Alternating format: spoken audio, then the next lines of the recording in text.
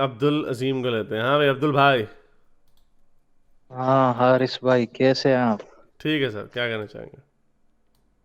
मैं ये कहना चाहूँगा कि एथियस्टों के बारे में मेरा ये ख्याल था कि ये बड़े इंटेलिजेंट लोग होंगे और ये काफ़ी रेशनल होंगे। मगर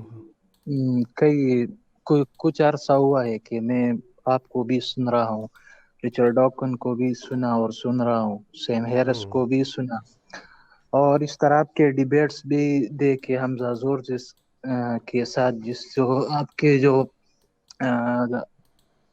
एथियस्ट है ना। तो मैं तो बड़ा डिसअपॉइंटेड हूँ यार कि ये आप वाकई हमजा जोर जिस कह रहा है कि ये इर्रेशनल लोग है, तो मैंने समझा इसको थोड़ा सा सुने हम्म। कि ये क्या कह रहे हैं। तो मैं सुनता सुनता सुनता और आप लोगों को भी सुना। तो आप जो इतराज करते हैं ना, तो उसको उसकी मैं भरपूर तहकीक कर रहा हूँ जो आप कर रहे हैं। अच्छा तो चले, अब पॉइंट्स को छोटा रखते हैं। आपने कहा कि हम बड़े जी, इरेशनल हैं। आप इरेशनल की डेफिनेशन बता सकते हैं कि इरेशनल की क्या डेफिनेशन होती है? यानी अकल के खिलाफ ना, अकल, यानी जिसका कोई अकल जवाज की। ना हो, जो जिसके पीछे कोई मंतक ना हो, जिसको मंतक से साबित ना किया जा सके। रैशनल होता है नैरेटिव या जी नजरिया। कोई ऐसा रैशनल रखा जाए जो कि इरेशनल हो, जिसको जिसको अक्ल और मंतक के असूलों हाँ से हाँ, साबित ना किया बिल्कुल। जा सके। तो मैं आपसे सवाल पूछता हूं कि हम यही कौन सी ऐसी बात करते हैं जो इरेशनल मैं है, और उसके मुकाबले सोच में यार सुन लो ना यार। फिर मैं आपको ये शुरू में आप लोग के समय मैं सोच रहा हूँ कि लोग काटा काटी कहाँ पे शुरू होती है, वो इसलिए होती है क्योंकि आप लोग फौरन ही छलांगे मारने लगे थे। मैं सवाल रख रहा हूँ, जवाब दे देना आराम से। हम हमारा क्या ऐसा सवाल नजरिया है जो सवाल तो मैं कर रहा था ना, ओ सवाल तो मैं कर यार, रहा था। फिर देखा ना आप लोग की शरारतें करते। मैं आपसे आप ही के पॉइंट ऑफ व्यू को आगे लेके जा रहा हूँ। आपने कहा एथियस्ट बड़े तो इरेशनल मेरी होते हैं, बात ठीक है। अभी खत्म नहीं हुई यार थी, फिर मेरी बात खत्म नहीं यार हुई एक थी ना। सेकंड यार, आपका पॉइंट अब इतना लंबा नहीं, वक्त कम है, मुकाबला सख्त है, ठीक है। मुझे म्यूट करना पड़ेगा, इस तरह ना करो। मैं आपको सवाल पूछ रहा हूं, आपसे बीच में मत टोको। इरेशनल कौन सी ऐसी चीज मुल्हिदों ने की? और उड़न खोता होना, चांद के दो टुकड़े होना, इसमें क्या रैशनैलिटी है? अगर हम इरेशनल हैं, जो साइंस आपको साबित करती है कि इर्तिका होती है, वो इरेशनल है क्योंकि आपकी अक्ल को नहीं आ रहा, तो चांद के दो टुकड़े और उड़न खोते, इसमें क्या रैशनैलिटी है? बस ये मुझे बता दें ताकि मुझे समझ आ जाए कि आपका पॉइंट है। हाँ, अभी तो ये चांद की बात बाद में करेंगे, पहले ये बताइए कि ये साइंस कब से ये एब्सोल्यूट सर्टन हुआ है, यानी साइंस ये, तो आप इस तरह कह रहे हैं कि ये कभी चेंज होती ही नहीं और एब्सोल्यूट कभी भी ये नहीं कहा फैक्ट हमने, देता है। कभी भी नहीं हमने कहा ये। मैं आपको अब तो इसका भी यानी समझा दूं। कह आपने रहे पॉइंट हैं। रखा ना। अच्छा अब सुन लेना। आपने पॉइंट रख दिया तो अब उस पॉइंट का नैरेटिव सुन लें। आपने पॉइंट रख दिया साइंस कभी चेंज नहीं होती। किसने कहा साइंस चेंज नहीं होती? साइंस तो हमेशा इंप्रूव होती है। और साइंस की इंप्रूवमेंट ये जो है ना, ना, ऐसे नहीं है। यार सुन लो यार, तो पूरे ये सुनोगे एंड में फिर समझ आएगी। ऐसे नहीं आएगी क्योंकि आप अभी आए हो, आपने कहा सुनने जी नहीं मैंने आया, हारे के लड़ने आया। हाँ वो फिर ऐसे फिर हमें लोग कहेंगे यार ये देखो आपने मुसलमान को बोलने नहीं दिया। सुन लो पहले, हाँ, पूरा पॉइंट सुन लो। अभी मैंने आपका पॉइंट सुना, सही है, आपने को लोग मैंने सुन रहे जवाब इस दिया। वक्त, सब सुन रहे हैं, सब सुन रहे हैं इस वक्त। हाँ, हाँ बात तो कर। सुन। तो आपने ये जो कहा कि साइंस बदलती नहीं है, एक है period of modern science, pre modern science और पोस्ट मॉडर्न साइंस।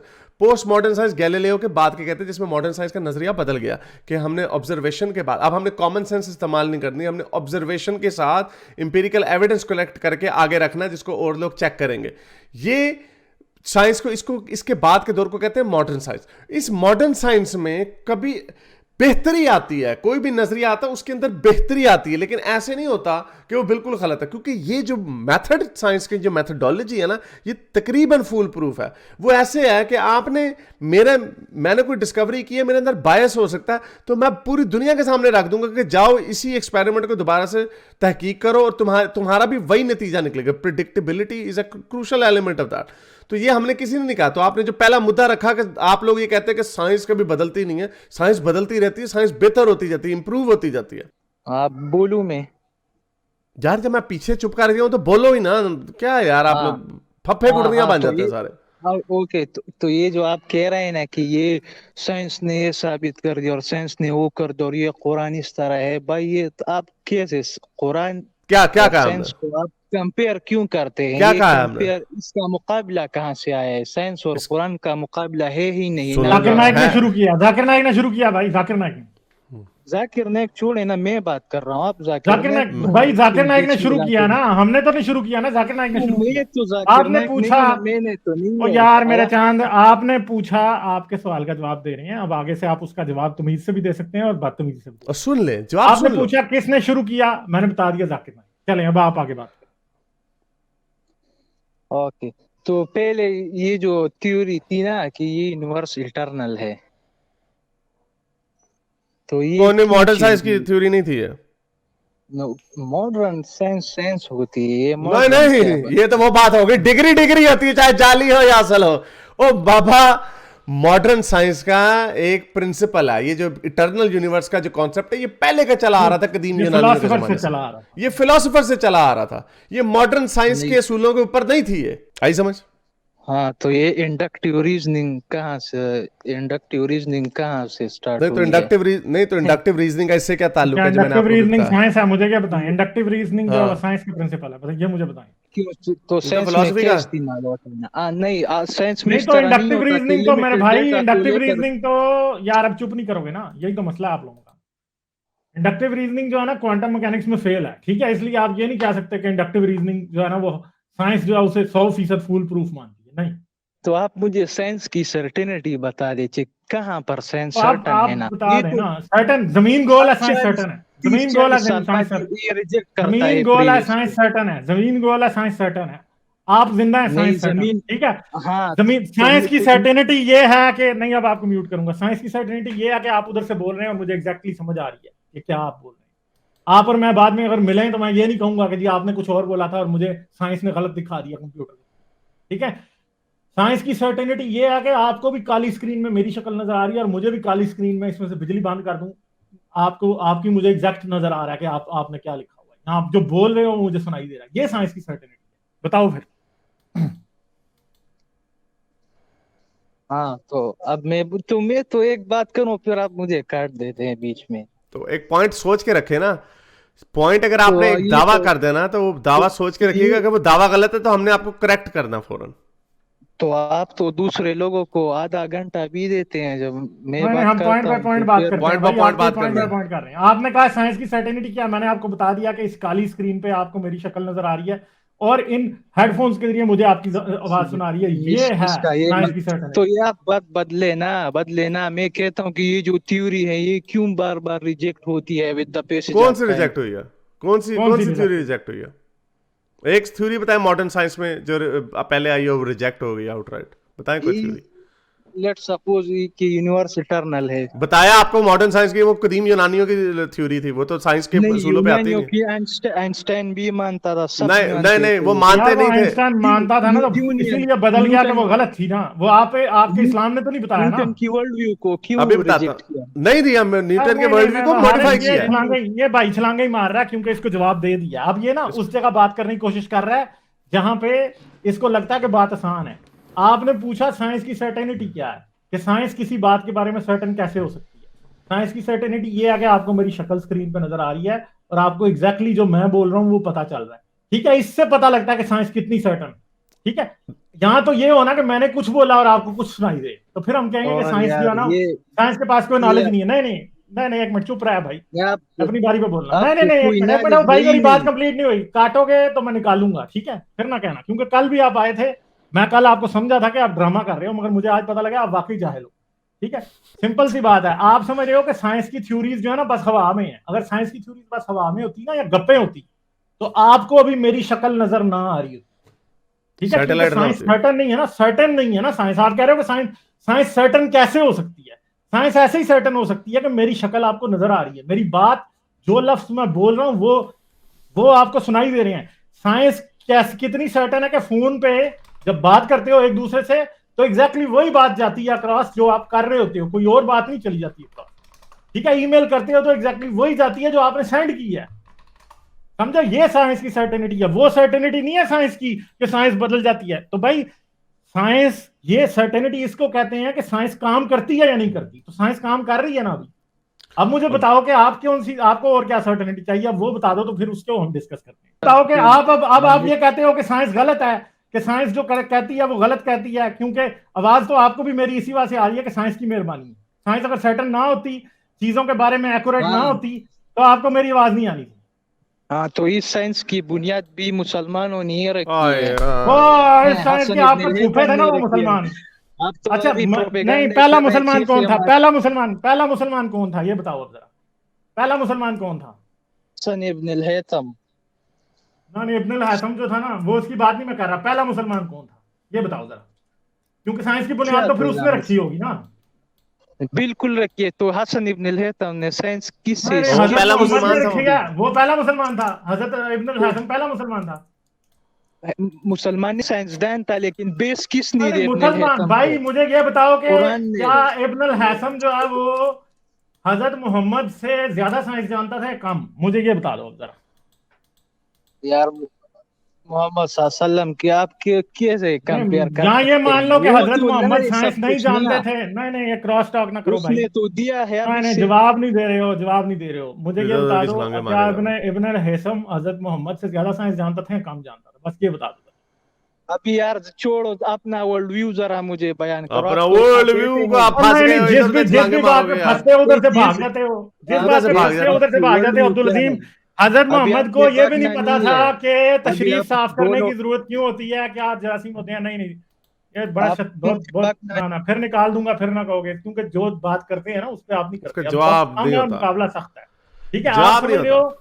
आपने 6-7 सवाल किए, हर एक का जवाब दिया। ठीक है, आपने आते ही ये बाउंगी मारी कि साइंस सर्टन नहीं है। तो यार आप अंधे हो, आंखें नहीं काम करती, कान नहीं काम करते। साइंस अगर सर्टन ना होती तो ये तुम अपने मतलब अपनी फूफी से फोन पे बात कर सकते थे। ठीक है, सही है। ये तो जो कहते हो इतनी फूफी देर जान को फोन के बेटी का रिश्ता दे दो है फोन पे, वो आप कर सकते थे बातें। अमेरिका फूफी बैठी है, आप उससे बातें कर रहे हैं उधर। ठीक या है, कोई हजरत दोस्त बैठा मोहम्मद क्यों नहीं है। कर सकते?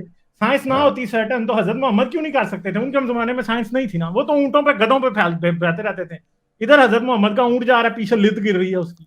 ठीक है, आज आप फोन पे बैठ के, आज आप जहाज पे बैठ के अमेरिका पहुंच जाते हो।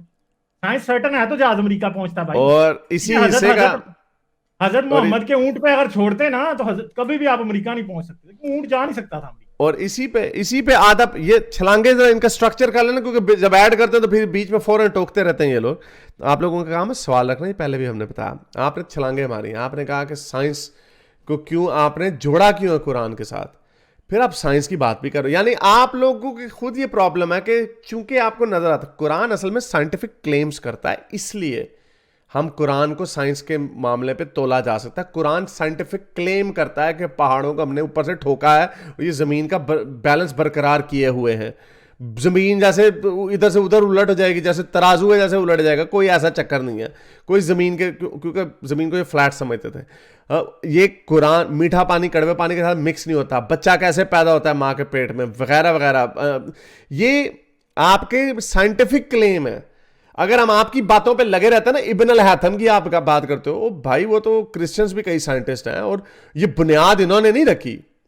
मॉडर्न साइंस की बुनियाद आपके इब्न अल हैथम ने नहीं रखी। ठीक है, दे वर गुड साइंटिस्ट, लेकिन मॉडर्न साइंस वेस्ट में ही आई है। ये जो मॉडर्न साइंटिफिक प्रिंसिपल हैं, ये पोस्ट गैलीलियो, ये वेस्ट में ही आए हैं। यस, हर चीज किसी के ऊपर बिल्ड होती है। आपको पता है कितनी हेलेनिस्टिक ईरा की किताबें जो हैं गोल्डन ईरा में अरबिक में ट्रांसलेट हो रही थी। ये बल्कि ये क्रेडिट दिया जाता है कि हेलेनिस्टिक जो फिलॉसफी है उसको प्रिजर्व करने में मुसलमानों का बहुत बड़ा हाथ है। वो क्यों, तो वो सारी फिलॉसफी वो उधर से मुतज़िलाइट्स जो थे वो उनकी फिलॉसफी आपकी कर रहे थे काम। वो उनकी हेलेनिस्टिक फिलॉसफी से इंप्रेस थे इब्न वो। अल हैथम बेचारा था भी मुतजिला, और ये इसको मुसलमान कह रहे हैं। झूठ इनको, मतलब इनको बेचारों को पता ही नहीं होता ना, झूठ नहीं बोल रहा मगर इनको पता ही नहीं है बेचारों को। इनको पता ही नहीं ना, वो हाँ, वही वो मुसलमान नहीं थे भाई। हाँ, वो मुतज़िलाइट्स थे। मुतज़िलाइट्स के ऊपर तकफीर हुई हुई है सारों की। हाँ। वो दूसरा इमाम ग्रुप गजाली ने बेचारों को बगदाद की गलियों में घसीट घसीट के फांसियां दी, हाथ काट दिया, किसी की नाक खैर काट इब्न दी। हैथम के साथ नहीं हुआ था ये, लेकिन इन लोगों के साथ हुआ था। इब्न रुश्द के साथ हुआ था शायद, पता नहीं मुझे नाम भूल गए हैं। लेकिन ये सारे जो थे ये रैशनल थे। यही तो मुतज़िलाइट का मतलब ही रैशनल था। रैशनल का मतलब ये मुतज़िलाइट्स के फलसफे का हिस्सा था। वो कहते थे कि हमने रीजन को रेवलेशन के ऊपर प्रेफरेंस देनी है। ये मुतज़िलाइट्स की बेसिक फिलॉसफी थी। और उन्होंने कहां से सीखी थी? उन्होंने हेलेनिस्टिक फिलॉसफी को पढ़ा था। तो भाई ये तो हर चीज किसी ना किसी तरीके से हो रही होती है। अब बात इसलिए जो आपको तप चढ़ती है ना, वो इसीलिए गालिब ने आपसे सवाल पूछा, बड़ा वैलिड सवाल है ये, मेरे ज़हन में पहले नहीं था, लेकिन बड़ा अच्छा सवाल है। अगर आपने ये क्लेम करना है कि साइंस मुसलमानों ने दी है, तो फिर जो सबसे बड़ा मुसलमानों का मुज्जद है वो रसूल अल्लाह है। हाँ। तो बताएं, रसूल अल्लाह को तो सारी चीजें पता होनी चाहिए थी। फिर अगर आप ये कहते हैं रसूल अल्लाह को नहीं पता थी, और जो हमारे पास हदीस है रसूल अल्लाह ने कहा है दुनियावी चीजों का मुझे नहीं पता कुछ, वो जो वो जो ग्राफ्टिंग वाली हदीस है, खोल के दिखा देंगे वो भी। अगर आप वो कहते हैं कि नहीं उसका इससे कोई ताल्लुक नहीं है, तो फिर आप इसका मतलब ये इकरार कर रहे हैं कि मजहब का फिर साइंस से कोई ताल्लुक नहीं। इब्न अल हैथम या जो भी गोल्डन एरा के जो मुसलमान थे, वो अपने तौर पे, और मैंने आपको बताया पढ़ लें जाके, वो हेलेनिस्टिक फिलॉसफी से बड़े इम्प्रेस थे, उसको प्रिजर्व करने में मुसलमानों के गोल्डन एज में बड़ा हाथ है उसका, तो वो उससे इम्प्रेस हो रहे हैं, वो इस्लाम से नहीं हो रहे। वो इस्लाम उनको नहीं दे रहा, वो इनको हेलेनिस्टिक फिलॉसफी और इंडियन फिलॉसफी और चाइनीज फिलॉसफी सारा मुरक्कब जो है इकट्ठा, वो उसको आगे लेके जा रहे हैं। और उन्होंने 200 साल काम किया, फिर वो इमाम गजाली आया, उसने बड़े घर किए, और उसके बाद क्या हुआ जी? उसके बाद इस्लाम में डार्क एज शुरू होगी, बस फिर डार्क एज शुरू होगी। हाँ, वो इस्लाम की गोल्डन एज नहीं थी, वो मुसलमानों की गोल्डन एज थी। हाँ, वो इस्लाम की जो थे ना, इस्लाम की नहीं थी गोल्डन, वो अरबों की गोल्डन एज थी। बोंगियां मारते हैं। और उसके बाद क्या अभी तक इन्होंने अभी तक जो है ना, सुई तक इजाद नहीं की। हाँ, सुई तक इजाद नहीं की इन्होंने। मुसलमानों ने क्या किया इन्होंने? कुछ भी नहीं किया। तो और उधर से वो शिफ्ट होके वेस्ट में आ गया, और जी ये इब्न अल हैथम ने हमारे ने बेचारे ने बनाया, उसको नहीं पता इब्न अल हैथम को क्या। और दूसरी बात आपने की, ओ जी इटर्नल साइंस चेंज होती रहती है। मैंने आपको बता दिया कि मॉडर्न साइंस में चीज चेंज नहीं होती। ये बड़ी मिसकंसेप्शन है कि लोग कहते हो जी आइंस्टाइन ने न्यूटोनियन फिजिक्स को आइंस्टाइन ने रिफाइन किया, न्यूटन ग्रेविटी को डिफाइन नहीं कर पा रहा था कि ग्रेविटी असल में क्या चीज है। वो कहता है एक इनविजिबल फोर्स है। आइंस्टाइन ने आके बताया कि ग्रेविटी जो है वो आपके स्पेस टाइम फैब्रिक में इंडेंटेशन है। उसने उसको क्लैरिटी आके दी। अब बल्कि उससे आगे जो भी लार्ज हेड्रोन कोलाइडर में एक्सपेरिमेंट हुआ था 2-3 साल पहले, जिसमें उन्होंने बताया था कि now we can actually see the gravitational waves, अभी उसमें भी रिफाइनमेंट है, which actually confirmed Einstein evolution, Einstein equations on opinions on gravity. LIGO का जो एक्सपेरिमेंट है उसने ब्लैक होल डिटेक्ट कर लिए ग्रेविटी के जरिए, ग्रेविटेशनल वेव्स के जरिए, ग्रेविटेशनल वेव्स के जरिए। तो ये न्यूटन के लॉज ऑफ मोशन जो है वो अभी भी वैलिड है, दे स्टिल अप्लाई। ऐसा नहीं है कि वो अप्लाई नहीं करते। तो ये अपनी जाके आर्ग्यूमेंट्स को ना अपने बट साहब टीचर से ना सीखो, जाके कोई थोड़ा न्यूट्रल लोगों से सुन लो। ये इसलिए हमने आपको नीचे रखा है। आप छोटा सा लास्ट कमेंट दो और फिर इसके ऊपर बात करेंगे आगे। नहीं तो मैं आप ये जो एथियज्म है ना, आप जरा अपनी वर्ल्ड व्यू बयान करें कि आपकी एपिस्टेमोलॉजी क्या है, आपकी सोर्स ऑफ नॉलेज आपका क्या है, आप गॉड के बारे में क्या कहते हैं कि वो है या नहीं है, जरा इस पर बात करें ना। आप सिर्फ इस्लाम पर भूंकते हैं। अच्छा, भोंकते तमीज से बात करें। मैं नहीं तो कहूंगा कि रसूल अल्लाह काफरों के ऊपर भोंकते थे। ठीक है, तमीज से बात करें आप। तमीज तो आपने नहीं तो आपने दिखा दी ना अभी तमीज। अभी आपने फिर आपको नीचे निकालना पड़ेगा। भोंकते हैं आप, कोई पठान खोचे क्या आपके दिमाग में पत्थर पड़े हुए हैं क्या? पागल आदमी हैं आप। आपके साथ तमीज से बात कर रहे हैं। आप अपने पापा जी को खोल के निकल आए हैं बैठे। मोहम्मद की जरा सही तरह करके भेज। नहीं छोड़े, मोहम्मद को क्या पेलना, इसको स्वाब मिलेगा। नहीं ऐसे ही है। हाँ, इसको स्वाब मिलेगा। ये हज़रत मोहम्मद के बारे में जो इल्काब इस्तेमाल कर रहे हो ना, ये आपको सजा रसूल अल्लाह ने क़यामत वाले दिन पूछना है कि ये तुम्हारी वजह से मुझे गालियां पड़ी। हाय, तो तमीज से बात किया करो। एनीवे, अब शायद अगला आगे तो तुम्हें मौका ना मिले बात करने का। जो आप पूछ रहे हो हमसे, आपने तुम जो पूछ रहे हो कि आपका मुद्दा एथियज्म का क्या, एपिस्टेमोलॉजी क्या है। वाह, सदके जाऊं मैं तुम्हारी एपिस्टेमोलॉजी के हैं। एपिस्टेमोलॉजी क्या है भाई? हमारा इसके ऊपर एथियज्म के ऊपर प्लेलिस्ट बनी हुई, जाकर उसमें देख लो एथियज्म का मुकदमा क्या है। और मैं बल्कि इसीलिए मैं ये कह रहा था कि मेरी जो दूसरी बुक है ना, मैं पहले सोचा था history of the non civilisations लिखूं, यानी तो, लेकिन अब मैं सोच रहा हूं कि मैं एक लिख दूं, छोटी सी बुक लिख दूं 100-125 सफ़ों की, कि एथियज्म फॉर इडियट्स बेसिकली। यानी ये लोग ऐसे ऐसे सवाल हमसे पूछते हैं, इतनी वीडियो पढ़ी में, और अभी कहता है कि मैं जानता हूं। मैं पहले बड़ा समझता था एथियस्ट बड़े इंटेलिजेंट होते हैं, फिर मैंने डॉकिंस को सुना। ओ मामे, तूने डॉकिंस को भी सुन लिया और तू कह रहा है कि तूने हमें भी सुन लिया, और तुझे एथियज्म की अभी तक समझ ही नहीं आई। हम कोई हजारों दफा इसके ऊपर बात कर चुके हैं, सैकड़ों घंटे इसके ऊपर बात कर चुके हैं, फलसफे के ऊपर, एथिज्म की मोरालिटी के ऊपर, एथिज्म डिफरेंट कैसा है, लेकिन तुमने कुछ किया ही नहीं। मैं बड़ा सुनता था, मुझे तो आ रहा है तुमने ये अरे सुने, बड़ा इनने डॉक्ट्रिन को सुना है और रैशनल नहीं लगा, तो मोहम्मद बड़ा रैशनल लगा है। वही ना, चांद के 2 टुकड़े। एक मक्खी अगर दूध में गिर जाए तो दोनों पैर उसके अंदर सही तरह डुबो, एक पैर में बीमारी है दूसरे में शिफा है। मोहम्मद की साइंस देखोगे, वो एक पैर में बीमारी है दूसरे में शिफा है। ओ भाई उसके पैरों में कुछ नहीं है, जो कुछ है वो तो उसकी टांगों में है।